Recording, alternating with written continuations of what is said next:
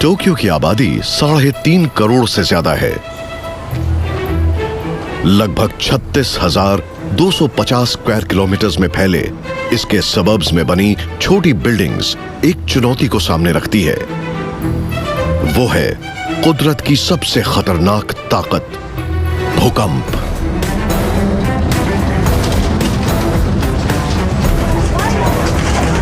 लेकिन जैसे जैसे शहर में जगह कम हुई, इंजीनियर्स को मजबूर होकर ऊपर देखना पड़ा। लेकिन इस ऊंची बिल्डिंग्स ने एक नई परेशानी खड़ी कर दी। यहां पर काम कर चुके high rise architect David Mallet उस परेशानी को अच्छी तरह से जानते थे। शहर में ऊंची बिल्डिंग्स बनने से 330 मीटर कम्युनिकेशन हब मतलब टोक्यो टावर के मायने खत्म हो गए। आप समझ सकते हैं कि कैसे ब्लॉक किया होगा बिल्डिंग्स ने। टोक्यो टावर अपना टेलीविजन ट्रांसमिशन का काम नहीं कर पा रहा था। उसके सिग्नल्स पूरी तरह से ब्लॉक हो रहे थे। जिस देश में हर साल 1500 भूकंप आते हों, वहां बिना किसी रुकावट के टीवी और रेडियो कम्युनिकेशन जरूरी है। इसीलिए इस मुश्किल के हल की जरूरत थी। ये रहा हल, टोक्यो स्काई ट्री।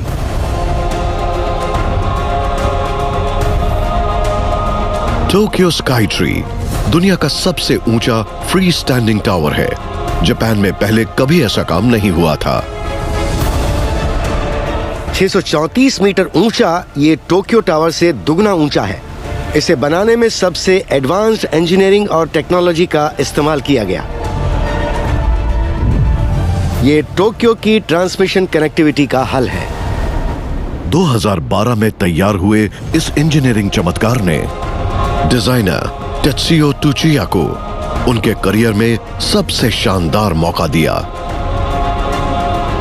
मुझे लगता है कि सभी आर्किटेक्ट्स और इंजीनियर्स का एक सपना होता है, ऐसा ऊंचा स्ट्रक्चर बनाएं जो आसमान को छुए। ऐसे खूबसूरत और ऊंचे टावर को बनाने के लिए स्ट्रक्चरल इंजीनियर आत्सुओ कोनिशी को नए और खास तरीके अपनाने पड़े। जापान में 600 मीटर ऊंचे टावर को डिजाइन करने का पहला मौका था। हमें कई मुश्किलों को हल करना पड़ा।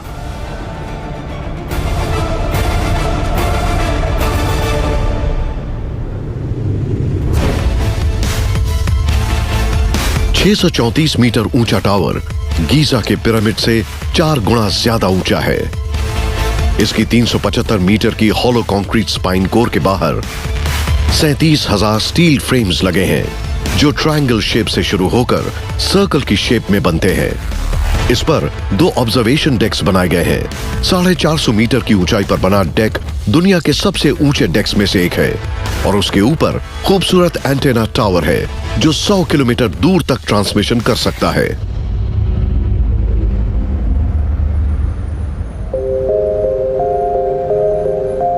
इसका निर्माण 2008 में शुरू हुआ, लेकिन स्काई ट्री के जमीन से उठने से पहले ही डिजाइनर्स के सामने बड़ी मुश्किल खड़ी हो गई।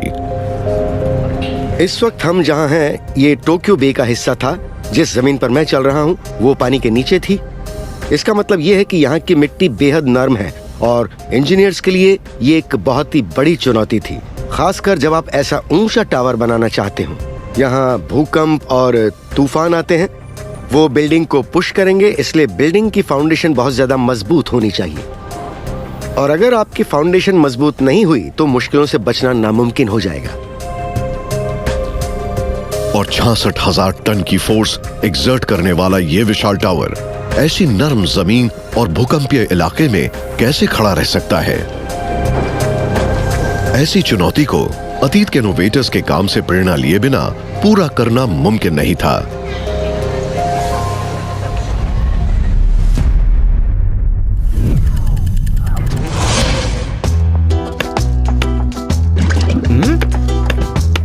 शायद ये बात पूरी तरह से सही ना हो, लेकिन नरम जमीन अतीत के इनोवेटर्स को रोक नहीं पाई।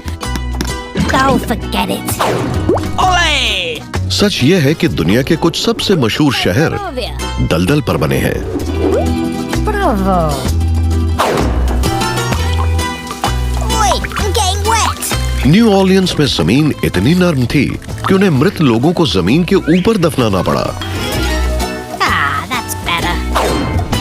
और बर्लिन में पिंक पाइप्स का लगभग 65 किलोमीटर लंबा ऐसा जाल बिछा है जिसका इस्तेमाल जमीन को पानी से अलग रखने के लिए किया जाता था। Ah, wunderbar.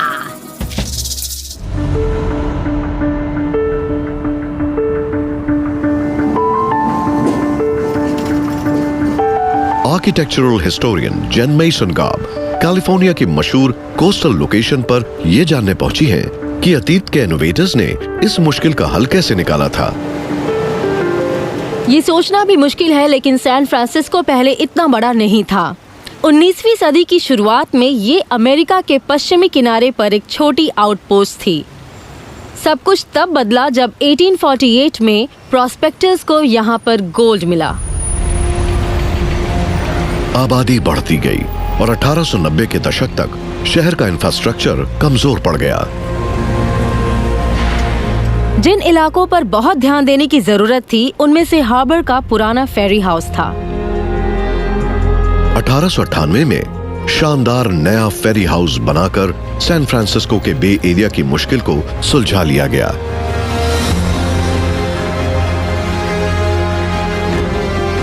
वाओ, कितनी खूबसूरत बिल्डिंग है।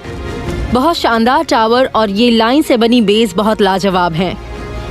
ये पुराने फेरी हाउस से बहुत बड़ा था।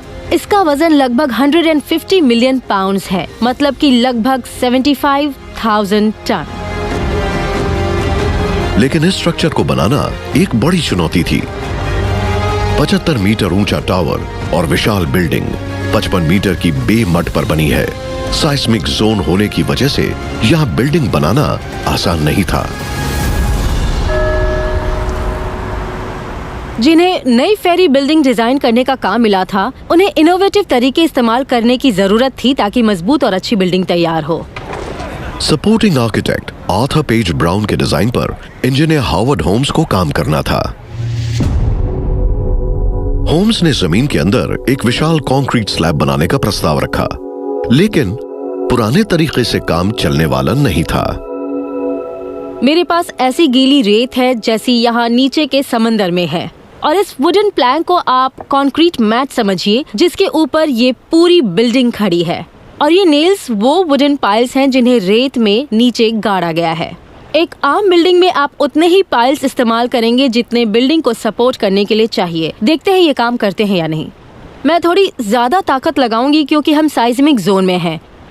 आप देख सकते हैं मैं आसानी से घुमा रही हूँ। देखिए कैसे हिल रही है। घुमाओ घुमाओ घुमाओ। भूकंप से बचने के लिए ब्राउन की फेरी बिल्डिंग को कुछ खास चाहिए था। मैं आपको नया एक्सपेरिमेंट करके दिखाऊंगी। इसमें काफी नेल्स हैं। मैं इस आखिरी नेल को अच्छी तरह ठोक कर दोबारा कोशिश करती हूँ।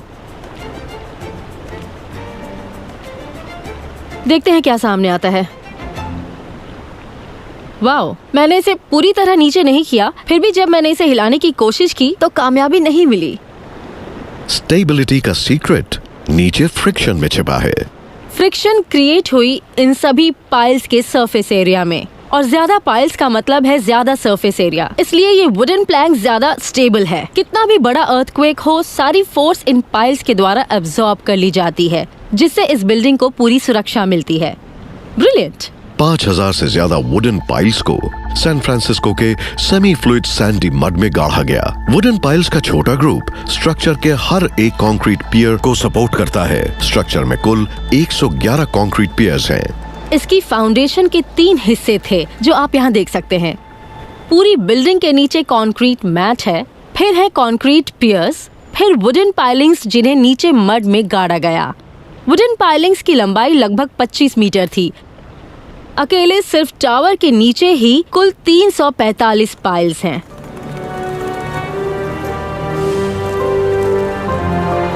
(1898) में इसके बनने के बाद नई फेरी बिल्डिंग और इसकी फाउंडेशन दुनिया में पानी के ऊपर बनाया गया सबसे बड़ा स्ट्रक्चर था। यह बिल्डिंग आज भी कुदरत के हर कहर का सफलतापूर्वक सामना कर रही है।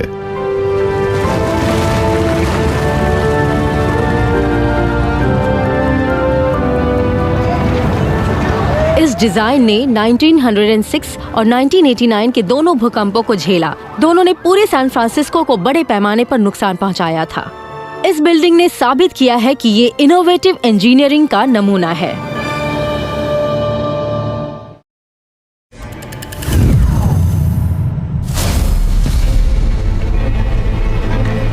$634 मीटर ऊंचे टोक्यो स्काई ट्री को बनाते वक्त इंजीनियर्स हार्वर्ड होम्स की इनोवेशन को 21वीं सदी में ले आए। उन्होंने नर्म जमीन को स्थिर करने के लिए 131 कंक्रीट पाइल्स जमीन के अंदर गाड़ी, लेकिन इस ऊंचे टावर ने एक और मुश्किल खड़ी कर दी। टावर जब तूफान या भूकंप जैसी बड़ी फोर्सेस को झेलता है तो पूरा टावर एक बड़े लीवर की तरह काम करता है और अपने बेस पर बड़ी फोर्स लगाता है, अपनी एक साइड को पुश करता है और दूसरी साइड को पुल। इस पर काबू पाने के लिए स्काई ट्री को एक अलग सिस्टम की जरूरत थी। इसकी 66,000 ton force tripod shape base पर पड़ती है। इस वक्त मैं ट्राइपॉड स्ट्रक्चर के एक हिस्से पर खड़ा हूँ और यहाँ मेरे नीचे कुछ वॉल फाउंडेशंस भी हैं।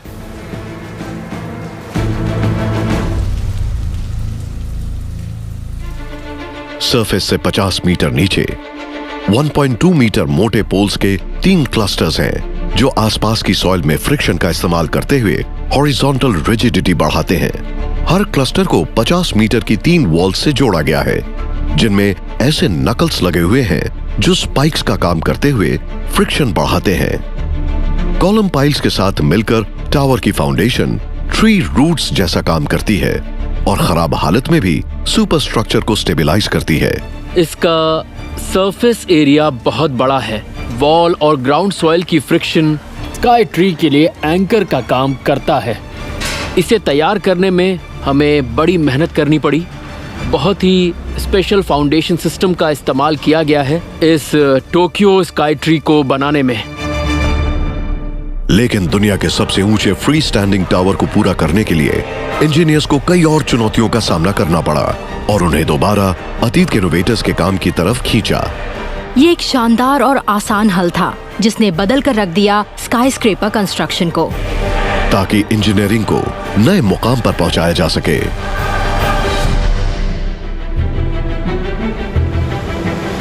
टोक्यो के 634 मीटर ऊंचे ब्रॉडकास्ट टावर स्काई ट्री ने हाई राइज कंस्ट्रक्शन को नए स्तर पर पहुंचा दिया और इंजीनियर्स को नए मुकाम पर। ये दुनिया का सबसे ऊंचा टावर है जो दुनिया के सबसे व्यस्त शहर में है। ये हमारे लिए बहुत ही चैलेंजिंग था।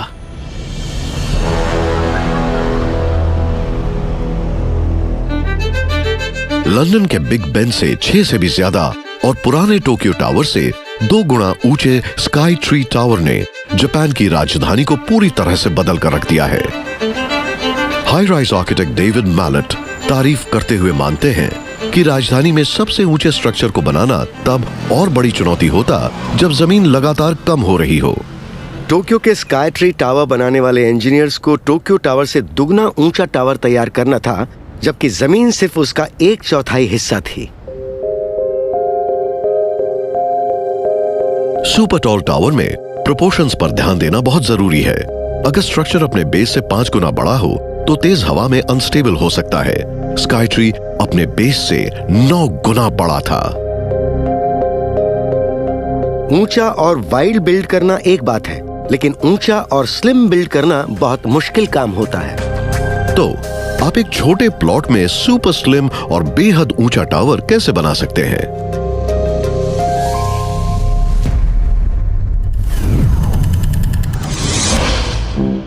इंजीनियर्स शुरुआत में कम ऊंचाई की लंबी इमारतें बनाते रहे, फिर उन्होंने लंबी और ऊंची इमारतें बनाने में महारत हासिल कर ली।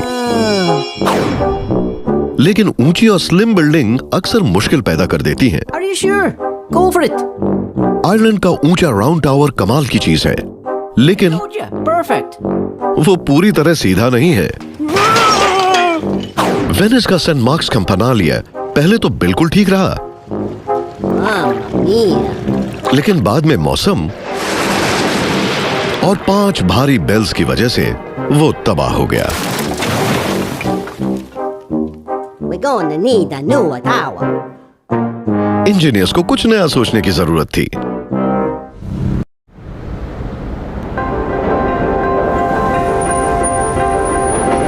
उन्नीस 1920 के दौरान शिकागो ऊंची ऊंची बिल्डिंग से भर गया।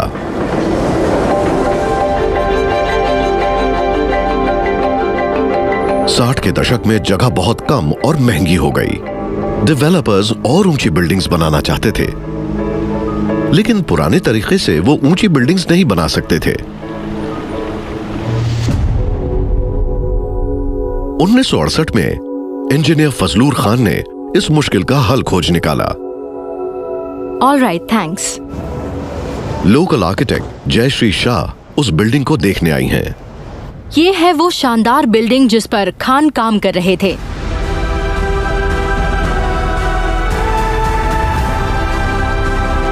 $344 मीटर ऊंचा हैनकॉक सेंटर 100 मंजिलों तक पहुंचने वाला शिकागो का पहला टावर था।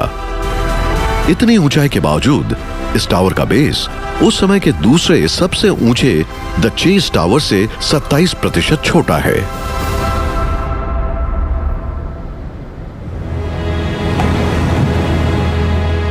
मैं पहुंच गई हूँ हैनकॉक सेंटर के ऊपर। बहुत ही शानदार नजारा है। तो हैनकॉक सेंटर ने हवादार शहर के चुनौतीपूर्ण वातावरण का सामना कैसे किया? मैं आपको दिखाती हूँ ये कैसे काम करता है। अब जरा इस स्काईस्क्रेपर जैसे मॉडल को देखें। अगर मैं इसे थोड़ा पुश करती हूँ, मतलब उतनी ही ताकत से जैसा हवा करती है, देखिए ये कैसे बेंड हो रहा है। और अगर मैं इसे और जोर से पुश करूँ तो ये ट्विस्ट होने लगा है। ओह, मैंने इसे तोड़ दिया। लेकिन 45 डिग्री के क्रॉस ब्रेसेस लगाने से सब कुछ बदल गया। अब देखिए मॉडल कितना मजबूत हो गया है। अब जब मैं इसे पुश कर रही हूँ तो ये पहले की तरह बेंड या ट्विस्ट नहीं हो रहा। खान ने बिल्डिंग के हॉरिजॉन्टल लोड्स को कम करने के लिए ब्रेस ट्यूबिंग का इस्तेमाल किया।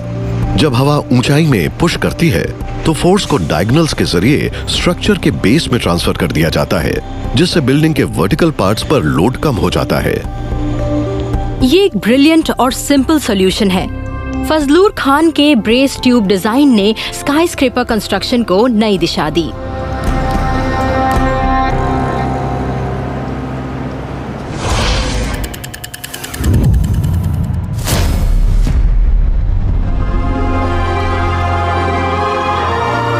टोक्यो के स्काई ट्री पर काम कर रहे इंजीनियर्स ने फजलूर खान की ब्रेसिंग से प्रेरणा लेकर टावर के इर्द गिर्द एक सुपर स्लिम स्ट्रक्चर तैयार किया।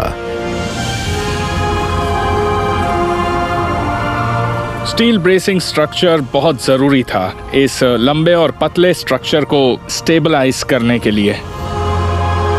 तूफानों के लिए मशहूर इलाके में हैनकॉक सेंटर से लगभग दुगना स्ट्रक्चर उसके बेस से 51% कम जगह पर खड़ा करना किसी चमत्कार से कम नहीं है, और यह काम इंजीनियर हिरोशी तकागी ने किया। इसे बनाने के लिए कुल 37,000 स्टील फ्रेम्स लगे हैं। जरा देखिए एक स्टील पीस कितना बड़ा है, और जो सबसे बड़ा था उसका डायमीटर था 2.3 मीटर।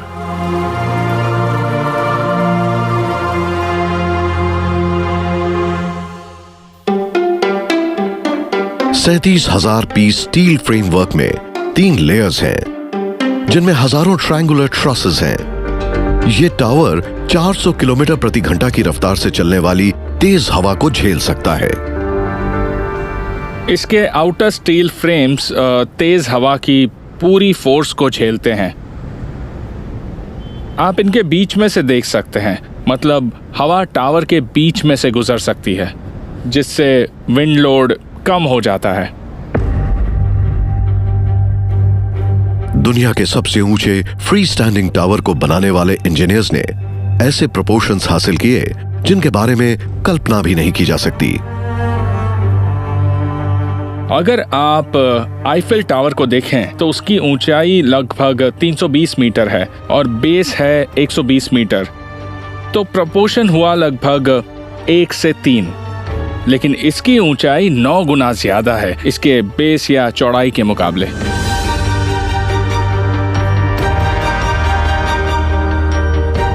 मुश्किलों पर काबू पाते हुए डिजाइनर्स ने स्काई ट्री को ऐसा शेप दिया जो सबसे यूनिक था। इस टावर के शेप पर अगर गौर करें तो ये ट्रायंगुलर शेप है नीचे बेस पर, और आहिस्ता आहिस्ता ये सर्कुलर हो जाती है ऊपर की तरफ। ये शेप मिला है ट्रेडिशनल जापानीज आर्किटेक्चर से, मतलब जेंटल कर्व। ये बहुत ही खूबसूरत स्ट्रक्चर है जो आकाश को छू रहा है। ये लाजवाब स्ट्रक्चर है।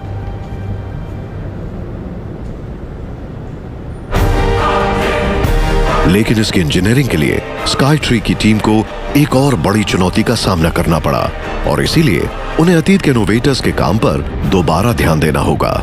ये एक खूबसूरत और सिंपल कॉन्सेप्ट था जिसने हमें स्पेस में एक्सप्लोर करने में बहुत सारी मदद की, ताकि इंजीनियरिंग को और आगे बढ़ाया जा सके।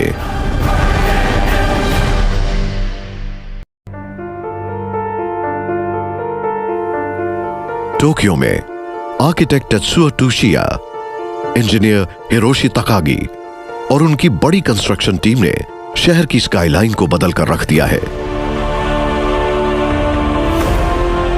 634 मीटर ऊंचा टोक्यो स्काई ट्री दुनिया का सबसे ऊंचा फ्री स्टैंडिंग टावर है। ऐसा इंजीनियरिंग अजूबा जापान में पहले कभी नहीं हुआ।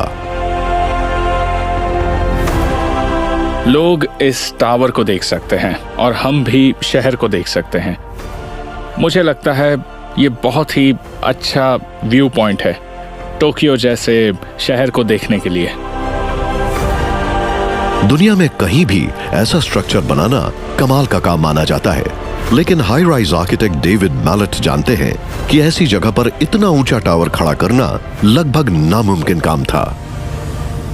जापान रिंग ऑफ फायर के नाम से मशहूर इलाके का हिस्सा है। ये पूरी दुनिया की सबसे एक्टिव साइज्मिक जोन में से है, इसलिए अर्थक्वेक्स रोजाना की जिंदगी का हिस्सा है यहाँ टोक्यो में।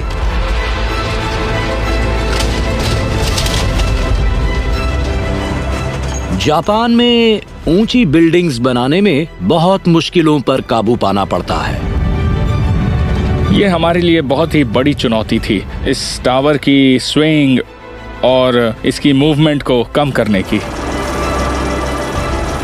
इसलिए स्काई ट्री के इंजीनियर्स का काम सिर्फ दुनिया का सबसे ऊंचा टेलीविजन टावर तैयार करना ही नहीं था, बल्कि उन्हें शायद उसे दुनिया की सबसे खतरनाक जगह पर बनाना था।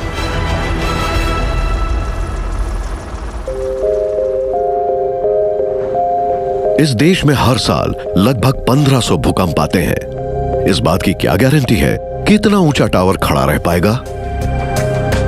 इसका हल एक ऐसी अलग खोज से मिला जो अतीत के इनोवेटर्स से जुड़ी हुई थी।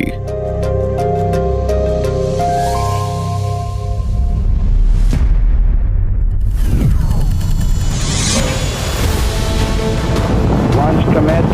Liftoff. We have liftoff. Space historian Amy Shira Teitel Florida में है, जहां इतिहास के सबसे शानदार प्रोजेक्ट्स ने जन्म लिया।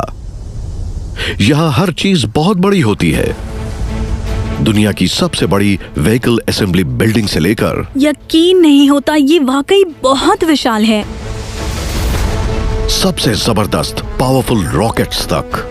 ये रॉकेट तो बहुत बड़ा है, यकीन नहीं होता।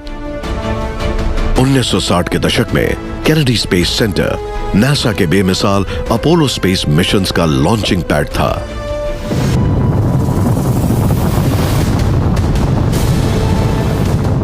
लॉन्च के मौके पर 5 F1 इंजिन्स 85 हॉवर्ड डैम से ज्यादा पावर प्रोड्यूस करते थे। लॉन्च के वक्त साउंड इतनी तेज होती थी कि उन्हें पैड पर हर मिनट में 30 लाख लीटर पानी फेंकना पड़ता था ताकि साउंड वेव्स दब जाएं और वो दोबारा बाउंस होकर रॉकेट ना तोड़ पाएं। यहाँ ऊपर से बहुत अच्छा लग रहा है।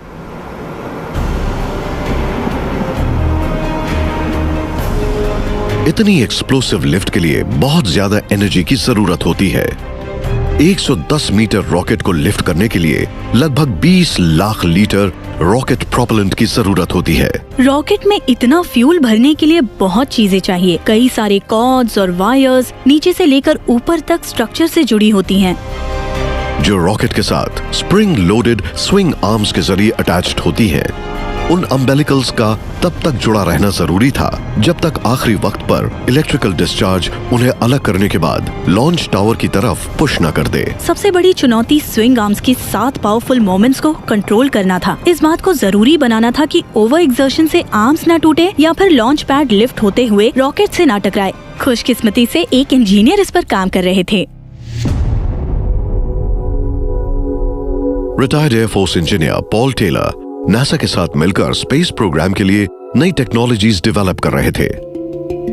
लॉन्च के दौरान जब आर्म्स अलग होते हैं तो उनसे अटैच्ड फ्लूइड डैम्पर्स कंप्रेस्ड हो जाते हैं और उनके अंदर मौजूद फ्लूइड होल्स के जरिए पिस्टन तक पहुंचता है, जिससे फ्रिक्शन पैदा होती है और आखिर में आर्म की स्पीड 0 हो जाती है, जिससे टावर और रॉकेट को नुकसान पहुंचने का जोखिम कम हो जाता है।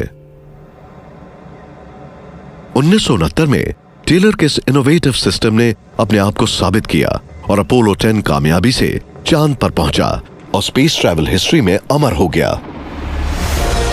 हम इस वक्त मून पर जा रहे हैं। Ignition sequence started, all engines running, launch commence, lift off.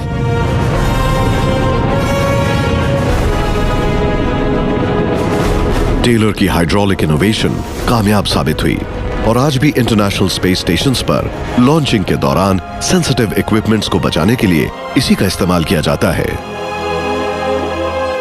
ये एक खूबसूरत सिंपल कॉन्सेप्ट था जिसने हमारी एक्सप्लोरेशन को स्पेस तक पहुंचाने में बहुत मदद की।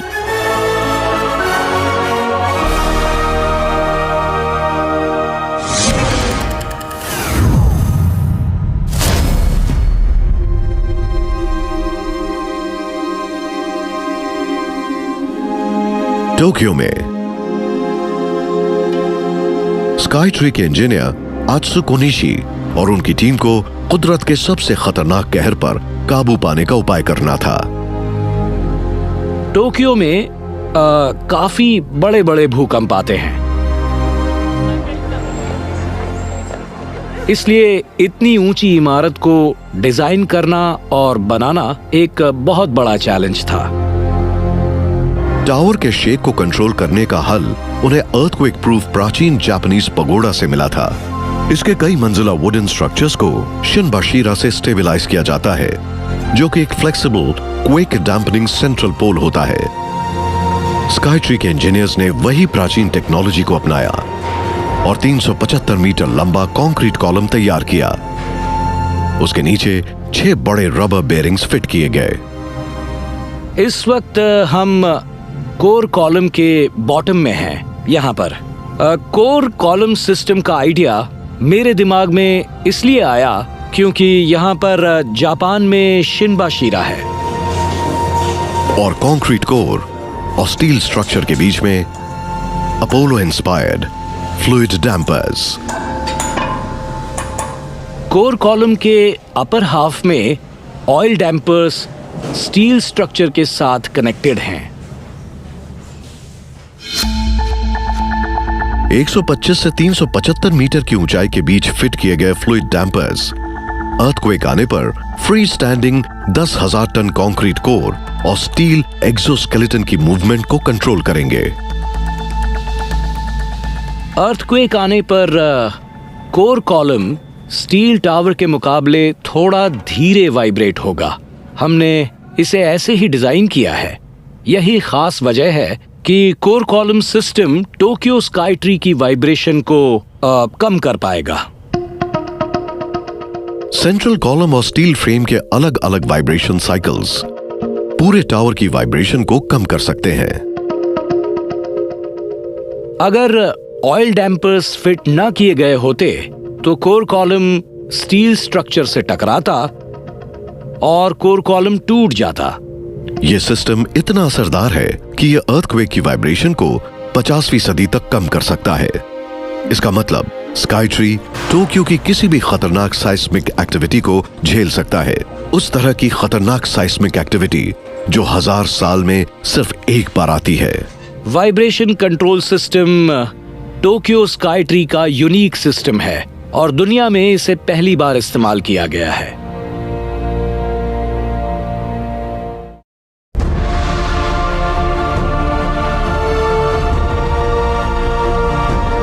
– 2012 में बनकर तैयार हुए टोक्यो के स्काई ट्री ने हाई राइज डिजाइन की नई ऊंचाइयों को छुआ। –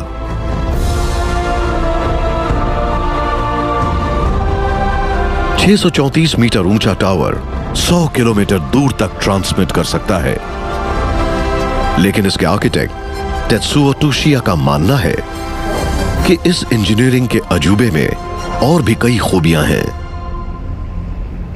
स्काई ट्री के 2 खास फंक्शन हैं। पहला तो है ब्रॉडकास्टिंग टावर का और दूसरा काम ये करता है एक ऑब्जर्वेशन टावर का टूरिस्ट के लिए। वो यहाँ पहुंचकर टावर के ऊपर से शहर को देख सकते हैं। दुनिया के कुछ शानदार सुपर टावर्स के डिजाइनर डेविड मैलेट ऊंचाई पर बने ऑब्जर्वेशन डेक्स की तारीफ करते हैं क्योंकि वो जानते हैं कि स्काई ट्री की टीम को इसे तैयार करने में कितनी मुश्किलों का सामना करना पड़ा होगा। जब आप ऑब्जर्वेशन डेक्स बनाते हैं 350 मीटर पर, 450 मीटर पर, तो फिर उसे तूफान की जबरदस्त ताकत का सामना करना होगा। यहाँ पर हवा की रफ्तार ग्राउंड लेवल से शायद 50% ज्यादा है। सबसे जरूरी ये है कि जो भी टूरिस्ट्स यहाँ आए वे अपने आप को सुरक्षित महसूस करें, फिर चाहे मौसम खराब हो या फिर भूकंप आए। उसके लिए इंजीनियर्स को ऐसे मटेरियल्स की जरूरत थी जो कुदरत के हर कहर को बड़ी आसानी से झेल सके। परफेक्ट व्यू के लिए एक मटेरियल बहुत जरूरी है, लेकिन इसकी क्या गारंटी है कि दुनिया की सबसे खतरनाक साइस्मिक जोन में ग्लास सुरक्षित रह पाएगा? अगर फ्रांस में लगभग 100 साल पहले एक डिस्कवरी न हुई होती तो ये चीज मुमकिन न होती।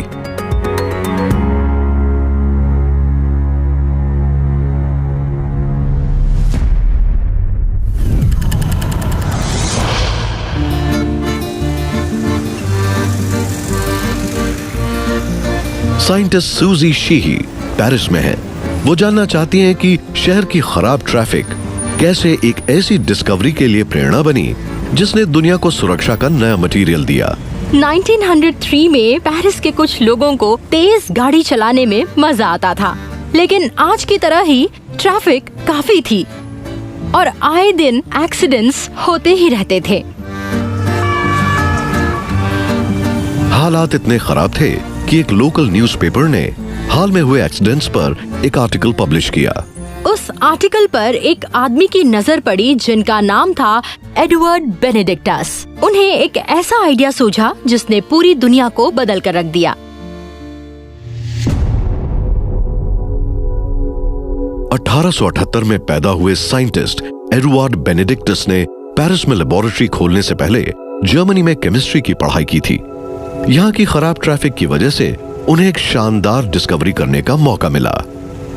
न्यूज़पेपर आर्टिकल में लिखा था कि कार्स की विंडस्क्रीन से एक्सीडेंट्स के दौरान ड्राइवर्स को गंभीर चोटें पहुंच रही हैं।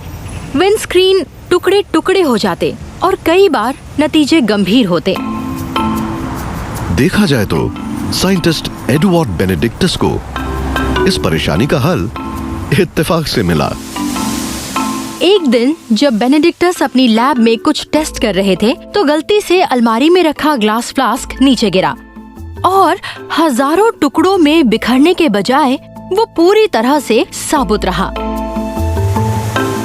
फ्लास्क को एग्जामिन करने के बाद बेनेडिक्टस समझ गए फ्लास्क के अंदर मौजूद लिक्विड प्लास्टिक ने ग्लास को बिखरने नहीं दिया।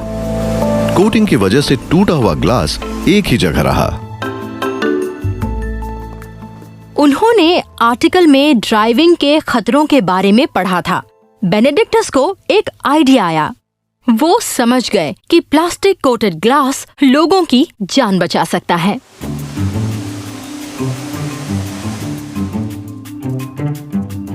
तो ये लैमिनेटेड ग्लास का पीस है। इसे आप बेनेडिक्टस की डिस्कवरी का मॉडर्न रूप समझें। बेसिकली ये ग्लास के दो पीस हैं। इनके बीच में एक प्लास्टिक लेयर है जो इन्हें जोड़ कर रखती है, और यहाँ पर मेरे पास कुछ शीट ग्लास के पीस हैं। ये वैसा ही ग्लास है जो बेनेडिक्टस के समय में कार की विंडस्क्रीन्स में इस्तेमाल होता था।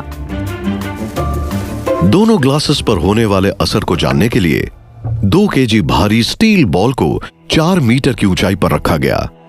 पहली बारी नॉर्मल शीट ग्लास की। इसे ऑन कर दिया। ओह!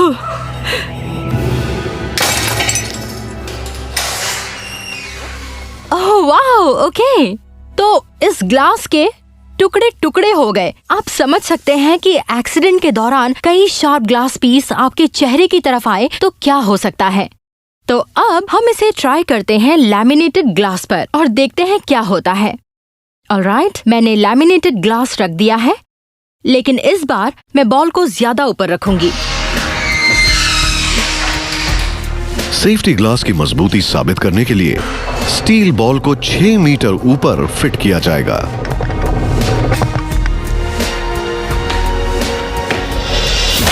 वो बॉल ग्लास के बीच में से नहीं निकली।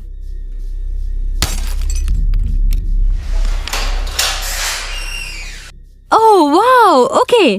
तो मेरे स्टील बॉल ने यहाँ एक खूबसूरत सा स्पाइडर वेब पैटर्न बनाया है, और ग्लास अपनी जगह पर ही रहा, बीच की प्लास्टिक लेयर से चिपका हुआ, कोई भी टुकड़ा अलग नहीं हुआ।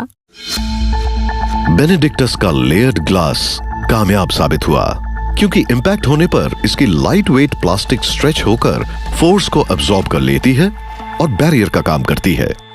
ये बहुत ही सिंपल इन्वेंशन थी, लेकिन इसने सड़कों को बहुत सुरक्षित कर दिया। बेनेडिक्टस ने लैमिनेटेड सेफ्टी ग्लास बनाने के लिए एक कंपनी बनाई। 1927 के आते आते यह कंपनी इतनी कामयाब हो गई कि ग्लास इंडस्ट्री की सबसे बड़ी कंपनी सैनको-बैन ने इसे अपना हिस्सा बना लिया। आज सैनको-बैन दुनिया में सबसे बड़ी ग्लास प्रोड्यूसर्स में से एक है। उनके प्रोडक्ट्स यूरोप की हर दूसरी कार में इस्तेमाल होते हैं और दुनिया की 5 में से 1 कार में भी। बेनेडिक्टस के इत्तेफाक से सामने आई डिस्कवरी ने कार इंडस्ट्री को पूरी तरह से बदल कर रख दिया और बिना शक लाखों जानें बचाई।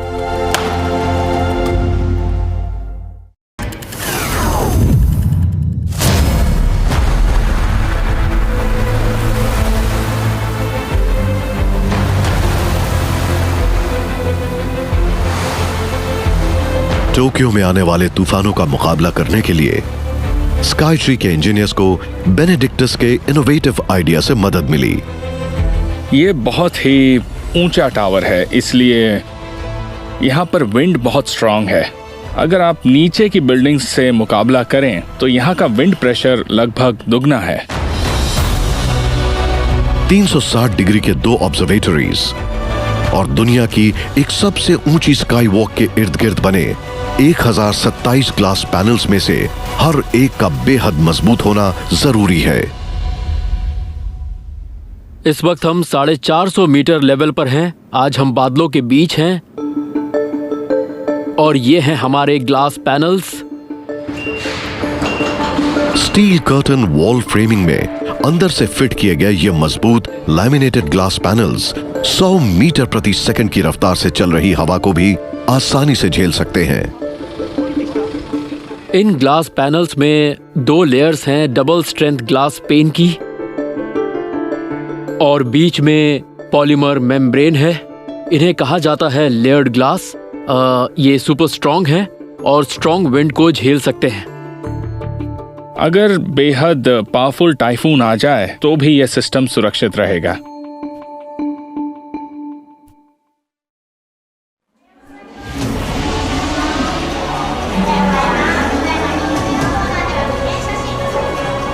और बेनेडिक्टस का शुक्रिया। अगर ग्लास टूट भी जाए तो अपनी जगह पर चिपका रहेगा और हर साल 45 लाख लोग सुरक्षित रहकर दुनिया के इस अजूबे को घूम कर देख पाएंगे। मैं जब भी यहाँ आता हूँ और लोगों को नज़ारे देखते हुए देखता हूँ तो मुझे बहुत खुशी होती है। मुझे खुद भी बहुत मज़ा आता है यहाँ ऊपर से टोक्यो शहर को देखने का। –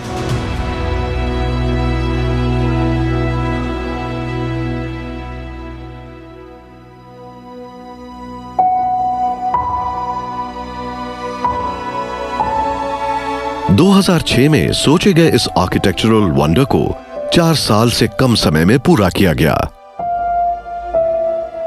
यह शानदार प्लानिंग और हजारों इंजीनियर्स की मेहनत का नतीजा है। ये पहली बार है कि जापानीज ने इतना ऊंचा टावर डिजाइन किया है। मुझे वाकई बहुत गर्व है कि मैंने इस प्रोजेक्ट पर काम किया है।